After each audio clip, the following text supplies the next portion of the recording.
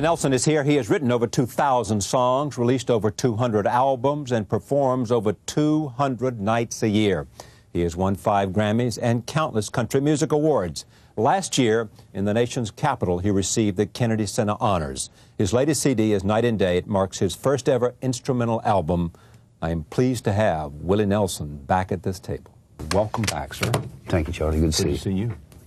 I see the bus parked outside. We got the bus. Got to have the bus. Got to have the bus. Yeah. Now, you will generally, as a rule, after a performance, still, you head for the next destination. Yeah. We used to stay in town, you know. And stay in town. And stay in town, and stay in town. And by leaving time, I couldn't find anybody. And a lot of times I couldn't find me. So. Yeah, right. Where's my driver? Yeah. I don't even remember who my driver was. Yeah. What am I driving? So we started leaving after the show. It was a lot better. Yeah. So you can get on the bus, sort of chill out, and then by the time go to bed, and by the time you land, by the time you pull in, you're home. Wherever you're going home next. is that day. Yeah.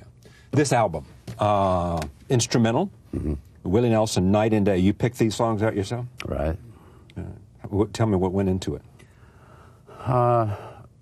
Through the years, I've written a few instrumental songs, but we've never put out an instrumental album. Right. And my sister plays great piano, and she should have had an album out years ago.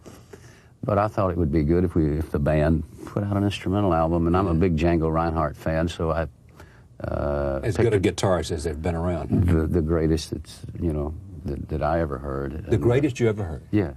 Yeah, the greatest guitar player I ever heard was Django Reinhardt.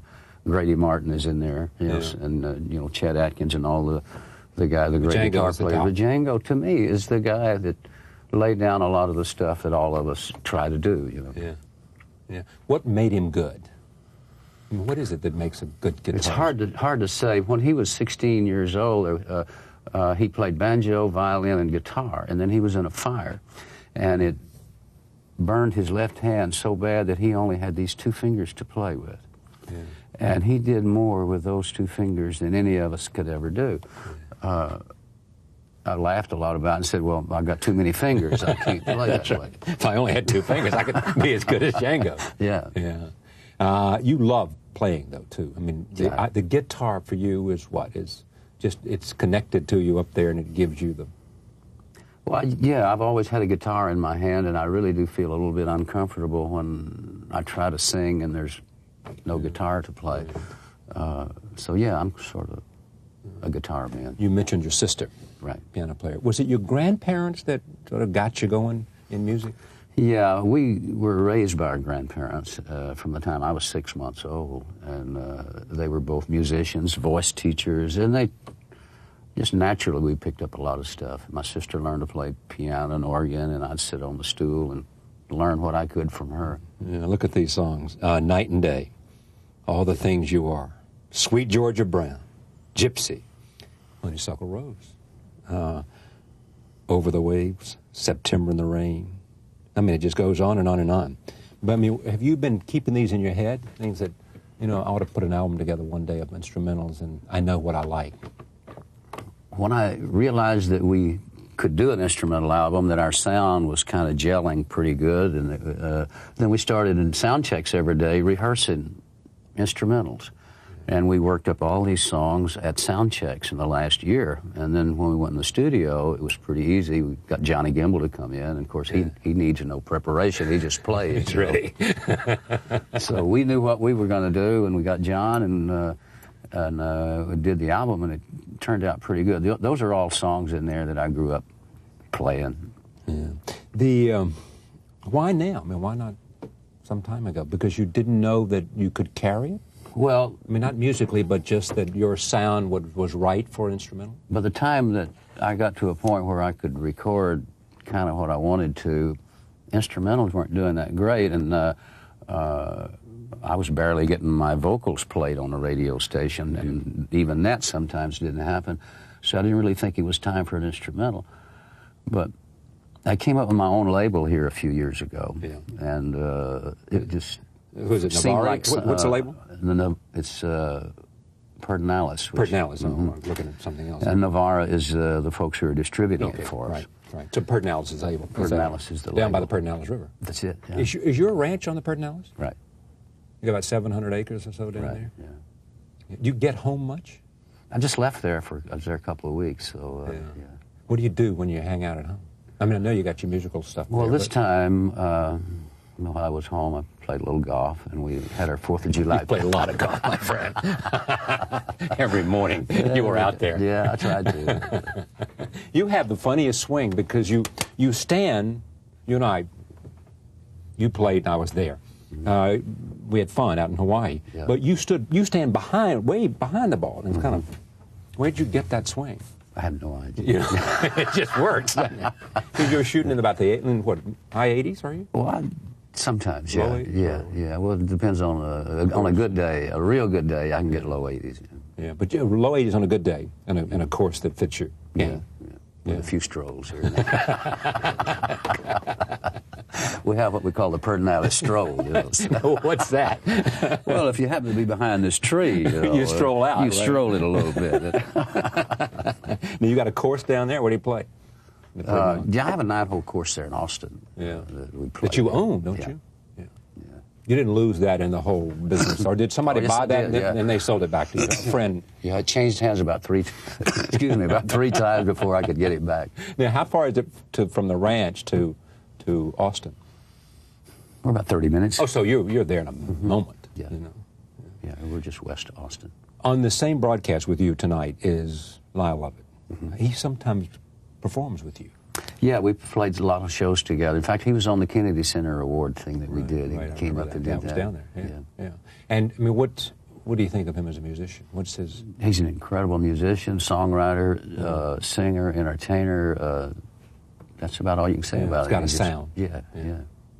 What is it you think when you think about if you were 42 and you were not a roaring success at 42? I was roaring, but they didn't know you were really roaring. I'm a successful roarer at that time. You were roaring. You were very good at roaring, weren't you? And then it just happened. Was it because the idea of your sound somehow people developed an ear for it, came to it, or was it the songs themselves? Was it the songwriting, the lyrics? I really got started as a writer in Nashville first before I did as a singer. My songs, I had songs like Hello Walls and Funny How Time Slips Away and Crazy and Nightlife that other people recorded. In fact, several of those were one year, as I remember. The first year I was in Nashville, I got all those songs cut. Yeah. Who did Walls? Farron Young did Hello Walls, and Ray Price did Nightlife, and Billy Walker did Funny How Time Slips Away, and Patsy Cline did Crazy, and Roy Orbison did Pretty Paper. That was all in about 1 year. Yeah. I mean, then you must have had everybody beating a door down for you. For songs. You know, Farron told me, he said, why don't you stay in town? I wanted to play. I wanted to get a band and go out on the road because I'd had a band in Texas and I enjoyed playing. And he said, no, you just write songs. You stay here in Nashville and write for me, and let me go out and do the touring. Have the fun. You stay here, give me the stuff, and I'll go have fun. Farron, that is no fun. You could have gotten rich, but it wouldn't have been fun. Yeah, that's true. Yeah. Do you think the fact that you perform has been inhibiting at all in terms of songwriting? Or it makes it better?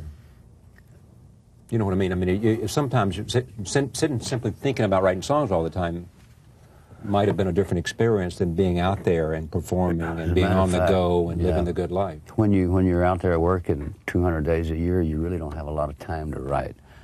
And most of the writing that I've done, though, has been traveling, just me in the car. But once you get in a bus and there's a lot of people, you try to find a spot or a time to write. It's not that easy, you know. And in fact, not that easy to be good. No, yeah, you can write something, but you know, to really get off somewhere and think of something original, it requires a little time and thought. Is that the? I mean, you once said to me that you thought that Kris Kristofferson, in a sense, had changed songwriting. And he looks to you as one of the originals. You know? Well, I think he was one of the first guys to add a little bit of his really intelligent type songs that started hitting country. Not that, you know, the other songs weren't intelligent, but I'm talking about songs like Help Me Make It Through the Night that has a little sexual connotations to it. Sunday Morning Coming Down. Sunday Morning Coming Down. It Right. might mention a little alcohol and, Yeah, right. and things. A lot of these things weren't exactly accepted in the country music trend earlier, but Kris brought a lot of these fresh, new ideas, modern-day thoughts to country music and put it in a way that a Rhodes Scholar would, you know. And so that was good. That was good for the music. Did it influence you at all? Or did His you just songs keep did a doing lot. Yeah, his songs influenced Sunday Morning Coming Down, Help Me Make It Through the Night, Just for the Good Times. Those are all great songs, and I'm sure... And you sang some of them on an album. I sang a whole album of Kris right. songs, so I was very much influenced by him and his writing. Yeah. How would you characterize your writing, in a sense? I mean, what you do with a song? Oh, I don't know. I guess somebody else would have to do that better. Yeah. I write. What do you look for when you're writing a song? For what I write off the top of my head. Whatever I'm thinking about, whatever I'm thinking about. So, all right, let's just take one, On the Road Again, which would become your anthem. Sidney Pollack and I and Jerry Schatzberg were riding on an airplane. Yeah.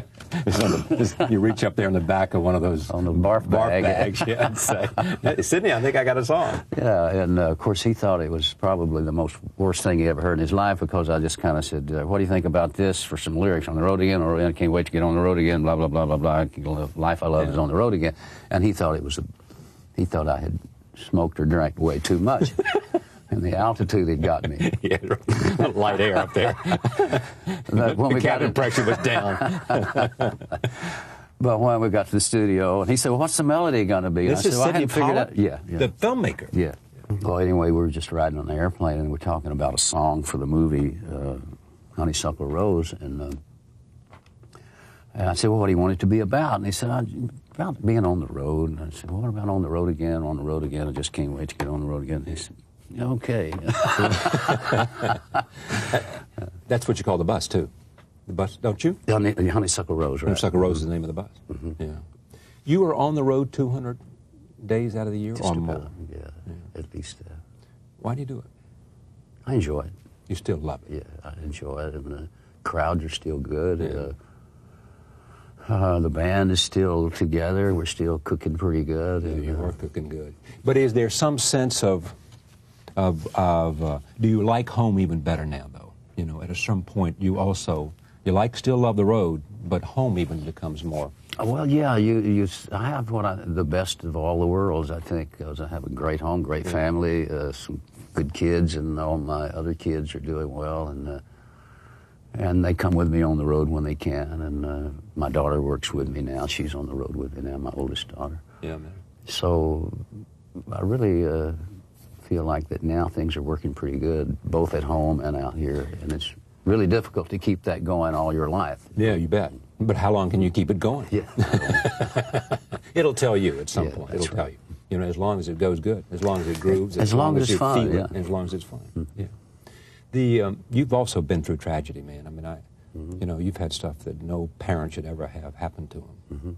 Right? True story, yeah. Yeah. I mean, nobody should ever lose a son, you know, in a sense of tragedy as you did. And you said at the time, you just have to, you threw yourself into work, right? Yeah, I went to Branson and did 2 shows a day there for 6 months. Your son committed suicide, as I remember. Yeah.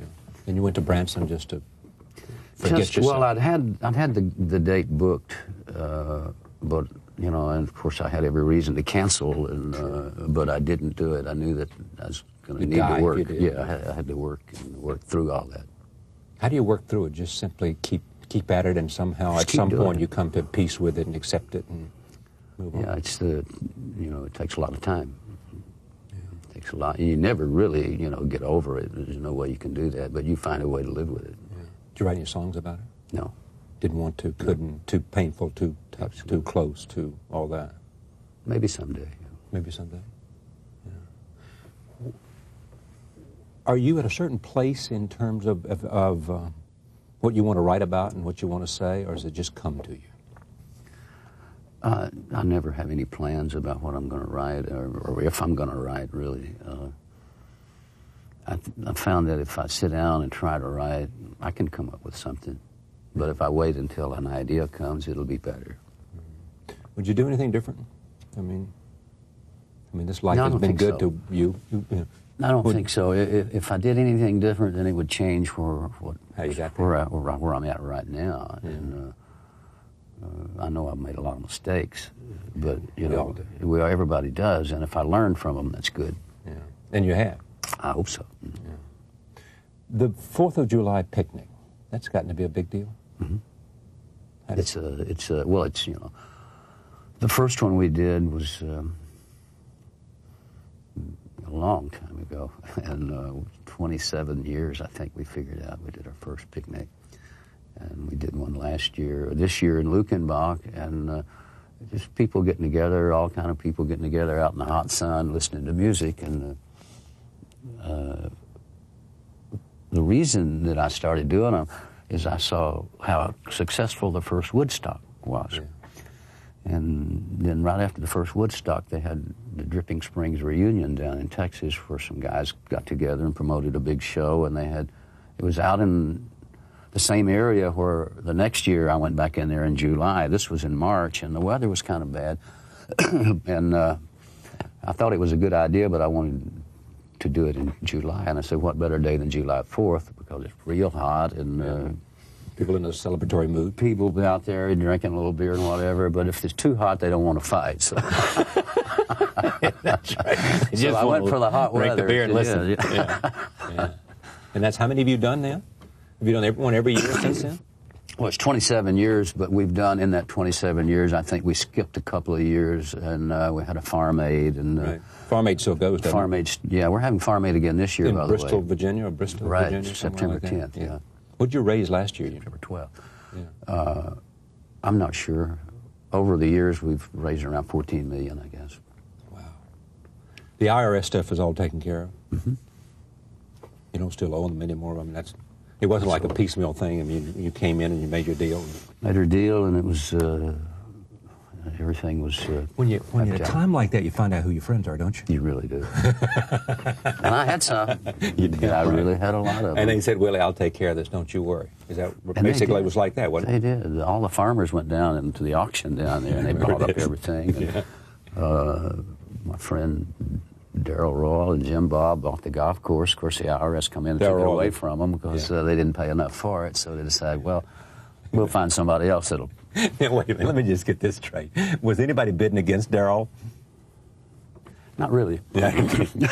In Texas, you wouldn't bid against Darrell Roy, Not would you? really. And they got the golf course fairly reasonable, but the IRS decided it was too reasonable, so they took it away from them and sold it to an Iranian, which that didn't work out too well. And he got in IRS trouble, so he lost it. I got a guy in Missouri. Branson. I got a guy in Branson, Missouri to buy it, the guy that I was working for up there. This golf course is feeling like an orphan about now. Yeah, and so during the time I worked Branson, that 6 months, I pay off the guy that I owe, and I get my golf course back. How did you feel? I was in the audience, Kennedy Center, 1998, December. Well, maybe it was taped a little bit earlier, but I think it broadcasted finally in December. I looked up there, and you're up there. And it's you. Who else was there? Bill Cosby. Bill Cosby was on. Shirley Temple. Shirley Temple Ball. The President was sitting there. First Lady. It's Kennedy Center. Kris is coming out. Other people. Tommy Lee's up there. Tommy Lee Jones from Texas. Coming out to say something about you. You see a montage of your life like you've never seen put together. I mean, they don't do it any better. They do it up there. It's America, you know. It's your peers. Pretty good feeling, isn't it? It is. Yeah. I mean, you say, good to be an American. Huh? Yeah, it is. And I had my whole family there practically, all my kids. Yeah. And, got to take them through the White House. And, had you been to the White House before? Oh, no, yeah, you've been during Jimmy Carter's time. I've been there. Up on the roof, as I remember.